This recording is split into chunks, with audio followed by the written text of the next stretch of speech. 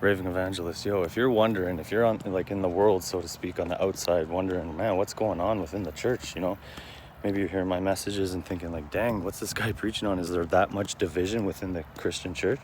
You know, that's the thing, is there is that much division. There's so much confusion, guys. For those of you who don't know what this whole thing is about, you know, not to sound like really, we don't claim to know anything other than Christ and Him crucified.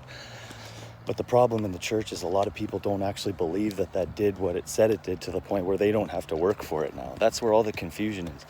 And there's literally all these false doctrines of demons and traditions of men, which would make sense, right? That's what you guys think, like, by the time these scriptures were all passed down, how do we know that they weren't changed and stuff?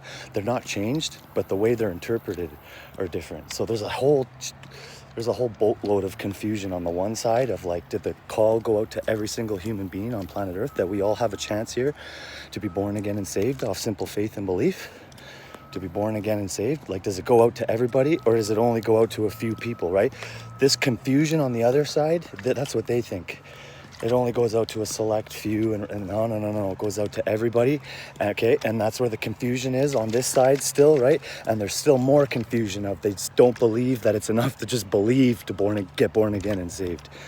They think you got to work for it, right? They hate the idea that you can just become a murderer, that, like they say, but they fail to realize that they break the commandments every day, every single one of them in the flesh. We all do it in the flesh. That's why we need to be born of the Spirit. So there's all this confusion on this side, whether the gospel goes out to everybody in the world, and whether it's just simple enough to believe on the name of the Lord Jesus Christ to be saved. But on this side, oh, let me tell you, there's freedom, there's grace. We know we're born again and saved by simple faith and belief. We know that we know Him, and we know that He knows us, not on account of what we've done, but all on the account of what Jesus did. We walk out of His righteousness, not a righteousness of our own.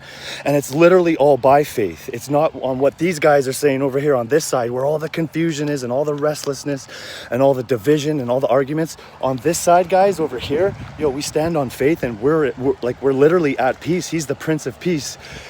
I'm telling you, man, but He did say, I didn't come to bring peace, but a sword. He came to bring division. That's what it is, a hard truth, that it's all by grace, it's all by faith. We can't earn it, we can't work for it, it's finished. And that's what we're doing over here, man, is we're standing on the solid rock of Christ. He says, come to the throne of grace boldly, in full assurance of faith. It's funny how there's only one way to come boldly, and He's saying to stand in what He did, walk out of His righteousness.